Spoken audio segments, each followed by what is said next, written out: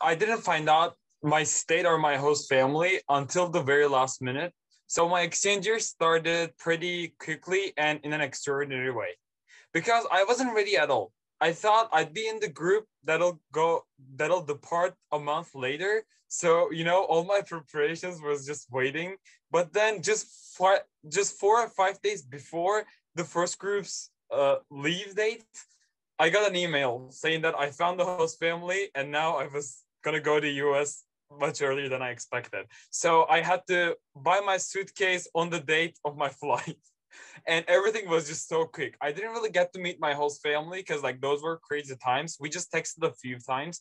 And the only thing they told me was to not Google the name of my town. And I was like, that's weird, but I mean, they should know something. I don't have much time anyway, because like it's all just crazy times and I'll go see what's happening. So I had my flight to the Sacramento, California, and then my host family picked me up from the airport. We drove through just, regular green, beautiful California for 2 hours, and it all started very magical. I was so excited about my exchange year because imagine, I thought I'd lose a month just waiting for my flight, but now I was there.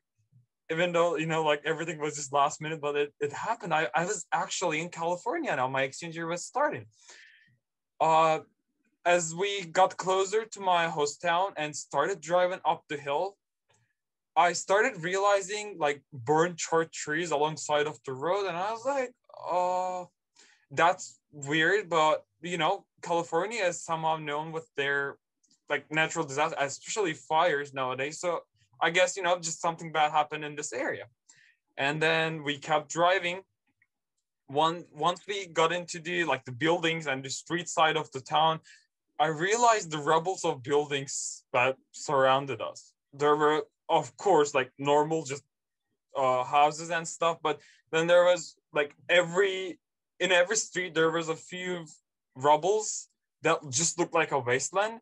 I was like, oh gosh. And then at the same time, my host family started explaining to me as we drove through McDonald's that's just completely destroyed, and then there was this McDonald's sign tilted, half of it was burned. Just this image just can't leave my mind right now. They started explaining that the town had a devastating fire just 8 months ago, and now they were still trying to recover from it. It's been just 4 months since the people moved back in, and now everyone's just trying to build their houses and get their things together. I felt very unlucky. They took me a few other places that got heavily affected by the fire, and I told myself I could have been in a normal American city or a town, like with everything being okay, and I mean somewhere that doesn't look like it came up from a apocalyptic movie or something, and it felt really bad at first. I was exhausted by it. It took me a few weeks to come in terms with that because I said I'm missing out on so much that other people have. Like everyone always say that don't compare your exchange year to others, but like mine started that way, and it was really emotionally packed. However, over time, I started making friends and participating in the town's events, and then there was this one particular event that changed my whole perception. The first football game of the year. Paradise was a football town. Everyone loves it so much, and since the fire, they didn't get to watch any game or like play any game. We had only one high school in the town, so like it's a big thing.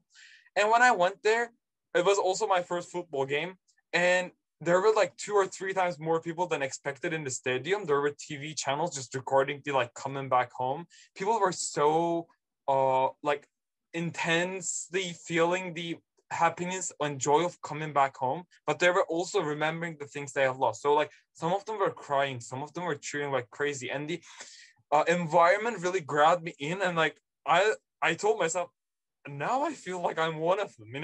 It's just you start sharing that, and you're so close with people, you're cheering together, you're shouting together, and that night really made me want to feel like more part of the town.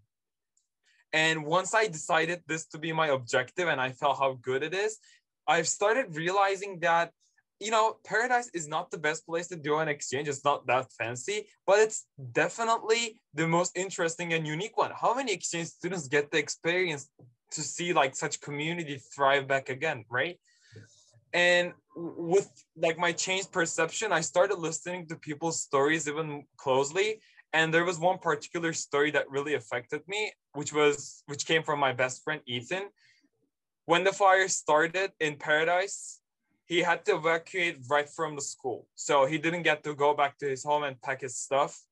And all his 18 years of life, all the memories that he collected, everything that he had was just burned. His family didn't get to his room either because it was just all panicking. And he started from literal zero. He also lost his home along with his old belongings. And understanding and relating to people's like losses through these process and what they've been through, like listening to all these stories, really made me start to think about all the communities around the world who's going through similar things. Living in Istanbul, we don't really get to experience such like natural disasters, luckily. My city didn't get affected by the global climate change so far, but not as heavily as other places. So I never really thought about it before. But in there, I thought like, Paradise is lucky. Even though they've been through this such devastating effect, they have a proper government that's supporting them. They got people to, help them. And I felt really lucky being there, seeing how people helped each other and like build back the community. But then I told myself, there are countries in Africa, East Asia, and like all parts of the world that go through similar disasters, but don't even get like half of the help or support that we had. And I still can't imagine how devastating that would be without the support of other people and organizations. This sparked a new interest in me in sustainability and entrepreneurship. And I decided during my exchange year that I wanted to help other communities rebuild and like bring them the necessary need, or the better, stop these disasters from happening by fighting the climate change. This changed my whole career plans because like I turned out to be a totally different person after my exchange year. And now I just, draw my route as that. I'm starting my college studies in sustainability and entrepreneurship this September. And I'll be doing what I call master's degree of an exchange student because I'll be traveling to 7 different countries along the way.